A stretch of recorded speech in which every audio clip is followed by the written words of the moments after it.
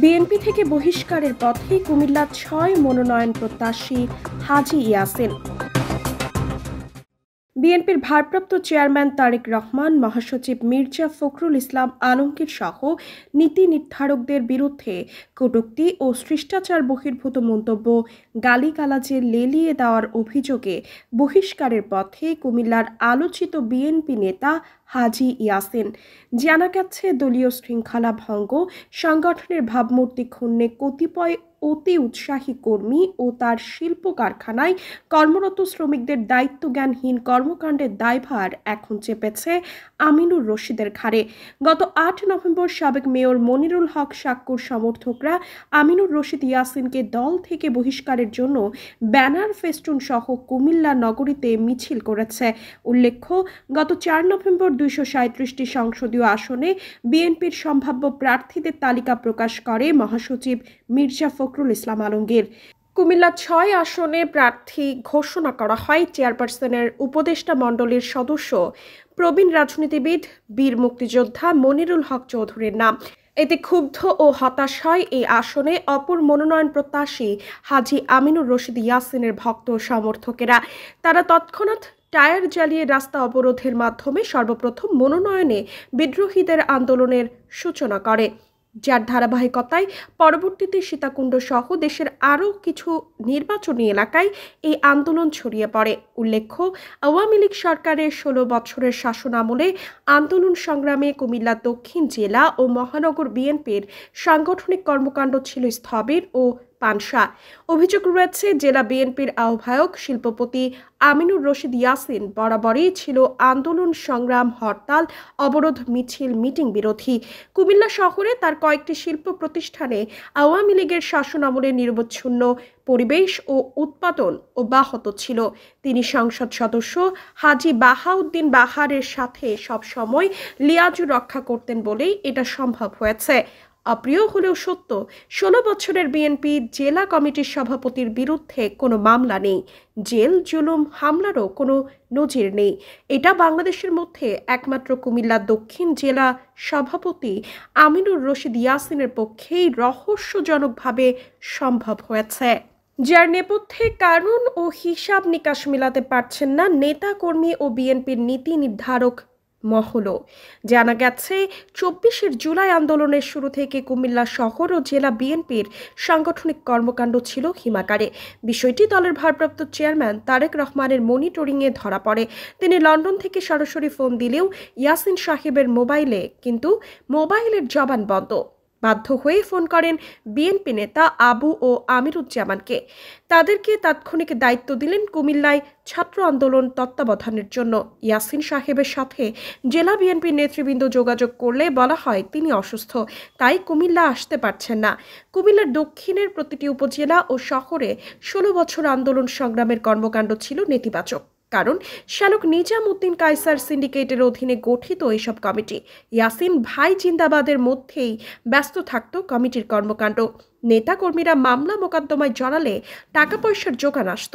উন্নয়ন কর্মকাণ্ড বলতে ৫ আগস্টের পর খাল পরিষ্কারের নামে ২ বালতি ময়লা উত্তোলনের ফটো সেশনের মধ্যেই সীমাবদ্ধ রয়েছে ইয়াসিন সাহেবের দীর্ঘ রাজনৈতিক জীবনের উন্নয়ন কর্মকাণ্ডের সাফল্যের অধ্যায়।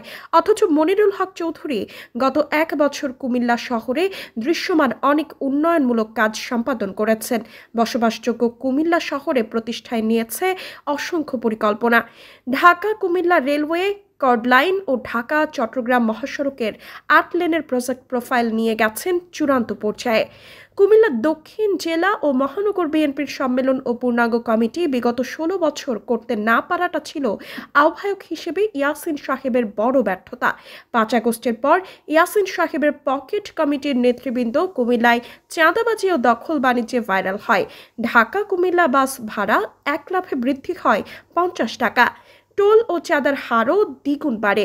রাতারাতি আঙুল ফুলে কলাগাছ হয়ে যায় ইয়াসিন সাহেবের পকেট কমিটির নেতা ও সিন্ডিকেট সদস্যরা। এহেন অভিযোগের প্রেক্ষিতে ভেঙে দেওয়া হয় কুমিল্লা শহর ও দক্ষিণ জেলা কমিটি। জাকারিয়া তাহের সুমনকে করা হয় আহ্বায়ক। ১ বছরের মাথায় সম্পন্ন হয় তৃণমূল থেকে উপজেলা, মহানগর ও জেলার নির্বাচিত নতুন কমিটি, যা ইয়াসিন সাহেবের পক্ষে 16 বছরে সম্ভব হয়নি। উল্লেখ্য, হাজী আমিনুর রশিদ ইয়াসিন সভা সমাবেশে প্রায় টাকার গরম দেখান। প্রতি বছর 100 কোটি টাকা আয়ের স্লোগানের মাধ্যমে তিনি কি ইঙ্গিত করতে চান? তারা বেতনধারী কিছু কর্মী চাঁদা তুলে বিএনপির নমিনেশন কিনতে চেয়েছেন। এহেন বক্তব্য তারেক রহমান তথা বিএনপির নীতি নির্ধারকদের জন্য বিব্রতকর বটে। আমিনুর রশিদ ইয়াসিনের জেলা কমিটির নেতৃত্বের পর এমপি পদ চলে যাচ্ছে। এই আতঙ্কে তার অনুগত চাঁদাবাজ ও সিন্ডিকেট সদস্যদের মাথায় আসমান ভেঙে পড়ে। কারণ ইয়াসিন সাহেবকে 9-6 বুঝিয়ে ও জিম্মি করে রাখা সহজ, কিন্তু মনিরুল হক চৌধুরীর ক্ষেত্রে তা সম্ভব নয়। কিন্তু মনিরুল হক চৌধুরীর ক্ষেত্রে তা অসম্ভব। তাই এখন চলছে মনিরুল হক চৌধুরীর বিরুদ্ধে কুৎসা প্রোপাগান্ডা রটানোর মিশন। ইয়াসিন সাহেবের বেতনভুক্ত কতিপয় বিএনপি নেতা কর্মী ও তার শিল্প কারখানায় শ্রমিককে নামানো হয়েছে এই মিশনে। মনিরুল হক চৌধুরী কুমিল্লায় ভাদাইমা, অপরিচিত, নবাগত ইত্যাদি স্লোগান দিয়ে তারা এখন বর্ষিয়ান এই রাজনীতিবিদের চরিত্র হরণে লিপ্ত। কিন্তু তাদের এসব প্রোপাগান্ডা কুমিল্লাবাসীর দৃষ্টিতে পাগলের প্রলাপ ছাড়া কিছুই নয়। কারণ কুমিল্লা জেলা বিএনপিতে মনিরুল হক চৌধুরী সর্বজন শ্রদ্ধেয় ও মুরব্বী। রাজনৈতিক প্রজ্ঞা ও বয়োজ্যেষ্ঠার কারণে অনেকেই তার কর্মী সমতুল্য, যেটা ইয়াসিন সাহেবের ক্ষেত্রেও প্রযোজ্য। উল্লেখ্য, মনিরুল হক চৌধুরীর পৈতৃক ভিটা, ভোট কেন্দ্র ও তার স্বপ্নের সদর দক্ষিণ উপজেলা, যা এখন কুমিল্লা 6 আসনের সাথে যুক্ত করেছে নির্বাচন কমিশন। ইয়াসিন সাহেব লিখিতভাবে কুমিল্লা 10 এলাকা থেকে চৌয়ারাকে কেটে কুমিল্লা 6 আসনে যুক্ত করতে অনুরোধ করেছেন। সে মোতাবেক মনিরুল হক চৌধুরী এখন কুমিল্লা 6 নির্বাচনী এলাকার ভোটার ও প্রার্থী। এটা ওনার নৈতিক অধিকার। সর্বোপরি বিগত 16 বছর আওয়ামী বিরোধী আন্দোলন সংগ্রামে রয়েছে মনিরুল হক চৌধুরী। জেল, জুলুম, মামলা, হত্যার বর্ণাঢ্য ইতিহাস। 24 জুলাই আন্দোলন, কুমিল্লা পদুয়ার বাজার বিশ্ব রোড, রাজধানী ও ঢাকা বিশ্ববিদ্যালয়ের চৌধুরী সাহেব এবং তার সুযোগ্য মেয়ে অধ্যাপক সাইমা ফেরদৌসের আসমান কাঁপানো আন্দোলন সংগ্রাম এখন ইতিহাসের আর্কাইভে, যার সম্পর্কে মূল্যায়ন করার যোগ্যতা ইয়াসিন সাহেবের বেতনভুক্ত তথাকথিত নেতাদের আছে।